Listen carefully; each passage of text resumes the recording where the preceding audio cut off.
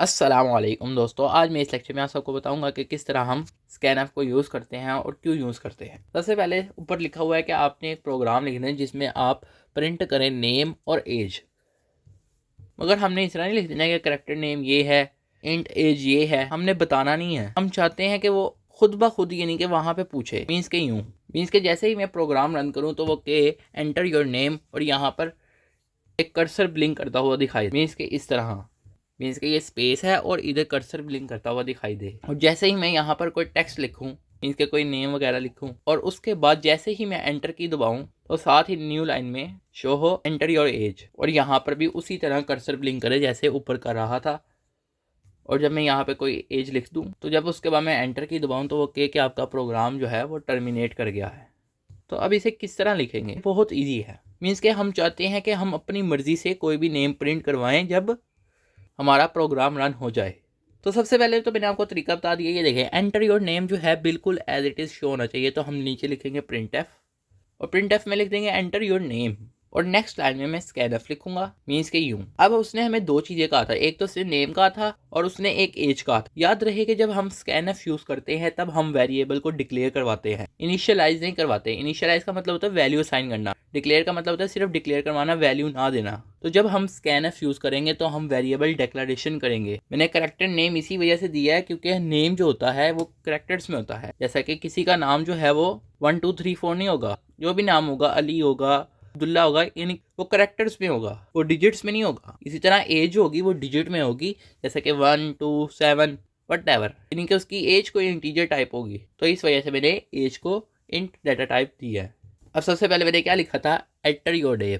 अब जैसे स्कैनफ पे आएगा उसके बाद बीस के हम जो चीज़ चाहते हैं कि वो वहाँ पे स्पेस रिजर्व कर ले, बीस के वहाँ पर जगह रिजर्व कर ले, तो उसके लिए हम ये इधर डबल कोट्स के अंदर उसी तरह जिस तरह हम प्रिंट एफ पे फॉरवर्ड स्पेसिफाइड लगाते थे यहाँ पे भी वही लगाएंगे। अब हम देव कला यूज़ करें तो देव में कौन सा डाटा टाइप है, करेक्टर, तो करेक्टर का फॉरवर्ड स्पेसिफाइड %c होता है, तो वो लिख दिया। इसी तरह हमारा वेरिएबल का नाम क्या है, नेम है, तो वो भी नेम लिखेंगे लेकिन एम्परसैंड के साथ, क्योंकि ये स्कैनफ है ना कि प्रिंट एफ। अब अगर आप इतना भी प्रोग्राम रन करो, मीन्स यहाँ पे रिटर्न 0 लिख लो, यहाँ पे ब्रेसिस को बंद कर दो, ब्रैकेट्स को, तो ऐसे कहेगा एंटर योर नेम करेगा और उसके बाद आपके आगे कर्सर ब्लिंक होने लग जाएगा नेम से आगे, और आपको कहेगा कि यहाँ पे कुछ ना कुछ लिखो। और जैसे ही लिखोगे उसके बाद आप एंटर की दबाओगे तो जाहिर बात आपने आगे कुछ भी नहीं लिखा होगा, तो वो फिर प्रोग्राम आपका टर्मिनेट कर देगा, मीन्स के खत्म हो जाएगा, मुकम्मल हो जाएगा। अगर आपसे क्वेश्चन पूछा जाए कि एम्परसैंड हम क्यों यूज़ करते हैं स्कैनफ में, तो आपका सिंपली जवाब होना चाहिए कि स्कैनफ में एड्रेस रिक्वायर होता है, और जब भी हम किसी भी वेरिएबल के साथ एम्परसैंड लगाते हैं तो वो उसको एक एड्रेस असाइन कर देता है, मीन्स के लिए उसकी जगह रिजर्व कर लेता है। जैसा कि आपको बताया अभी ऊपर के एंटर योर नेम के बाद वो आपको आगे नहीं जाने देगा जब तक आप वहाँ पे कोई करेक्टर ना लिखो, क्योंकि हमने उसके लिए %c असाइन किया है फॉर्मेट स्पेसिफायर, और उसकी डाटा टाइप भी हमने करेक्टर ही दी है। अब हमने सिर्फ नेम ही प्रिंट नहीं करवाना, साथ में हमने एज भी प्रिंट करवानी है। तो सबसे पहले जो एंटर योर एज तो हमने एज इट इज़ लिखना है, तो उसे प्रिंट एफ में लिख देते हैं। ये देखें, मैंने enter your age it is print करना तो एंटर योर एज आ गया, और उसके बाद आगे जगह रिजर्व करवानी है, मीन्स के कर्सर ब्लिंक करें, यानी कि वो हमसे पूछने के लिए जगह दे।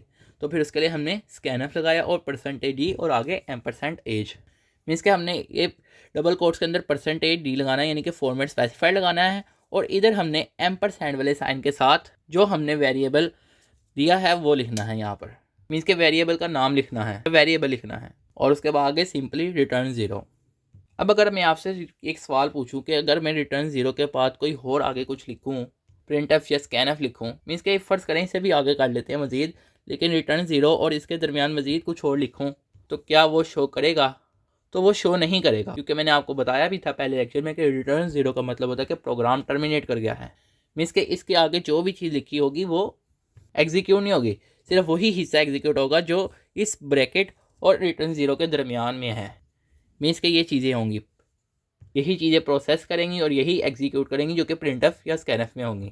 अब ज़रा इसको रन भी करते हैं कि रन किस तरह करना है। देखिए, सबसे पहले प्रिंटफ में क्या लिखा हुआ है, एंटर योर नेम, तब सबसे पहले आउटपुट में यहाँ पे आ जाएगा एंटर योर नेम, और उसके आगे ही आपको कर्सर ब्लिंक करता हुआ दिखाई देगा, क्योंकि हमने उसी प्रिंट एफ के फ़ौरन बाद स्कैनफ लगाया है इस वजह से। तो यहाँ पे आप कोई भी नेम लिख दें, तो यहाँ पे मैंने नेम लिख दिया। अब ये आगे भी लिखता जाएगा जब तक आप एंटर की नहीं दबाओगे।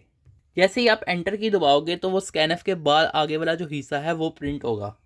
तो मतलब यहाँ पे एक और चीज़ आपको समझानी थी, जब हम printf के बाद scanf यूज़ करते हैं तो अगर हम उसके बाद फिर कोई और printf यूज़ करते हैं scanf के बाद, तो हमें \n लगाने की ज़रूरत नहीं है, क्योंकि वो ऑटोमेटिकली scanf की वजह से जो है वो न्यू लाइन पे हमारा अगला टेक्स्ट चला जाता है। तो इस वजह से हमें जब हमने scanf लगाया उसके बाद printf लगा रहे हैं तो वहाँ पर हमें \n लगाने की ज़रूरत नहीं है। चाहे तो आप लगा लें, वो मज़ीद एक और लाइन पे चला जाएगा, तो बेहतर है कि आप यहाँ पे ना ही लगाएं, बाकी आपकी अपनी मर्ज़ी है।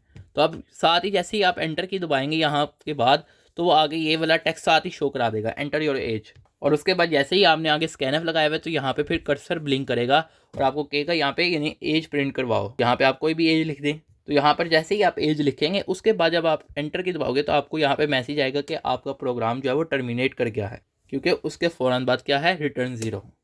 तो ये जितनी भी चीज़ें हैं एग्ज़ाम में पूछी जाती है, एग्ज़ाम से रिलेटेड बहुत इंपॉर्टेंट है, और वैसे भी इंपॉर्टेंट है जब आप कोई प्रोग्राम लिखते हैं उसके लिए भी ये चीज़ें बहुत इंपॉर्टेंट है। अब एक और प्रोग्राम करते हैं, हाइट वाला करते हैं, जिसमें हम हाइट के बारे में पूछेंगे। मीन्स के इसी तरह scanf यूज़ करेंगे और कहेंगे हाइट के बारे में बताओ कि हाइट क्या है। अब याद रहे कि वो जो #include stdio.i और इनक्वेन वाला हिस्सा है वो मैं इसमें नहीं लिख रहा, वो आपने खुद लिख लेना है, लेकिन मैं नहीं लिख रहा क्योंकि मैंने अब आपको काफ़ी हद तक समझा दी, तो अब आपको समझ आ जानी चाहिए। तो एक रिपीटेड चीज़ है मगर आपने ज़रूर लिखनी है, लेकिन मैं नहीं लिख रहा। तो सबसे पहले आप जैसे कि आप जानते हैं हाइट जो होती है वो पॉइंट में भी हो सकती है, मीन्स के डेसिमल नंबर्स में, तो फिर हम कहेंगे फ्लोट हाइट। मैंने इसी वजह से डिक्लेयर करवाया क्योंकि मैंने यहाँ पे scanf फंक्शन का यूज़ करना है। ये देखा, मैंने सबसे पहले printf में जो चीज़ बिल्कुल एज इट इज़ प्रिंट करवाया मैंने लिख दिया, printf में एंटर योर हाइट, और scanf में मैंने आगे लिख दिया यहाँ पर डबल कोट्स के अंदर फॉर्मेट स्पेसिफाइड, तो इसका फ्लोट का क्या है, %f है, तो वो लिख दिया। इसी तरह एम्परसैंड के साथ जो वेरिएबल का मैंने नाम असाइन किया है वो लिख दिया, मीन्स के जो वेरिएबल असाइन किया है।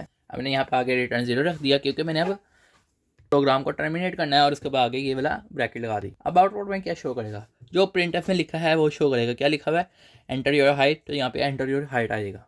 अब जैसे ही printf के बाद आगे scanf लगा हुआ है तो ये इसके लिए जगह रिजर्व कर लेगा, मीन्स के जो हमने printf के वाली लाइन लिखी है उस printf के आगे जो scanf लगा हुआ है उसके लिए जगह रिजर्व कर लेगा। अब मैं हाइट यहाँ पे 5.6 लिखूँ तो 5.6 शो होगा। जो भी अगर आप पॉइंट के बगैर भी लिखेंगे तो पॉइंट के बगैर भी शो होगी, तो बट मैं कोई भी पॉइंट पर लिख देता हूँ। अब जैसे ही मैं ये हाइट लिखूंगा उसके बाद एंटर की दबाऊंगा तो ये कहेगा कि आपका प्रोग्राम टर्मिनेट हो गया है। अब याद आए, अगर आप सोचे तो मैंने एक लेक्चर में कहा था आपको कि फ्लोट जब हम लगाते हैं, कि जब हम फ्लोट डाटा टाइप यूज़ करते हैं तो वो बाय डिफ़ॉल्ट पॉइंट के बाद जो है वो 6 डिजिट शो करता है, लेकिन यहाँ पे तो उसने एक ही किया। इसकी क्या वजह है, क्योंकि हम यहाँ पे scanf यूज़ कर रहे हैं, क्योंकि यहाँ हम अपनी मर्ज़ी से कर सकते हैं। वहाँ पे भी हम अपनी मर्ज़ी से कर रहे थे, लेकिन हमने वहाँ पे वेरिएबल को इनिशियलाइज़ करवाया हुआ था, इस वजह से वो बाय डिफ़ॉल्ट पॉइंट के बाद 6 डिजिट की प्लेसेस दे रहा था। लेकिन यहाँ पे हमने scanf लगाया, यहाँ पे हम अपनी मर्ज़ी से कर रहे हैं, तो इस वजह से। लेकिन अभी रुक जाएं, एक और भी तो है।